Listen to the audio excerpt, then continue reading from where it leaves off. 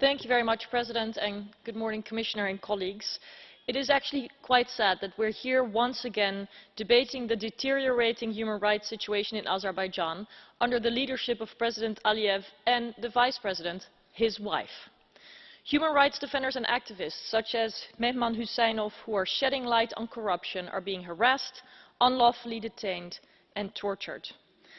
And while this crackdown on human rights, democracy and civil society is systematic, the European Commission did this summer sign a partnership agreement with Azerbaijan. I think we have to question the conditionality and how we can best use it now.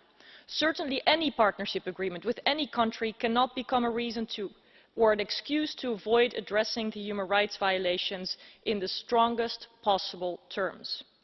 In fact, and many colleagues have mentioned this, Azerbaijan is ranked 163rd among 180 countries in 2008 on the World Press Freedom Index. That is a shockingly low ranking.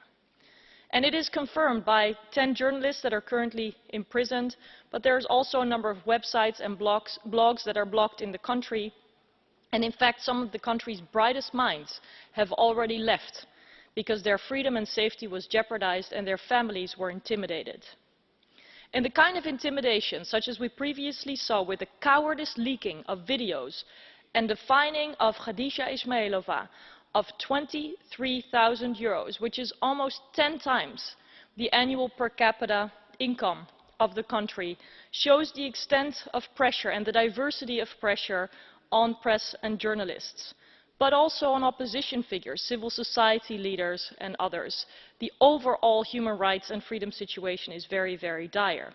Imprisonment, harassment, intimidation and fines. And of course these are in direct violation of Azerbaijan's obligations stemming from its signing the European Convention of Human Rights and also of rulings of the European Court of Human Rights.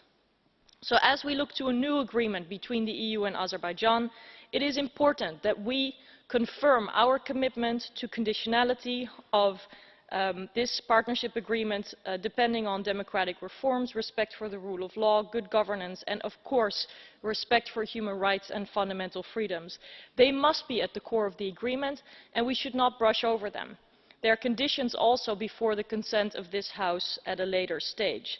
So in the meantime, as there's a look to a renewed partnership agreement and as these human rights defenders are being systematically harassed, we expect nothing less than the European Commission and the High Representative Vice President, Ms. Mogherini, to condemn the human rights violations in Azerbaijan in the strongest possible terms and to join us in calling for the release of journalists, opposition figures and political prisoners alike.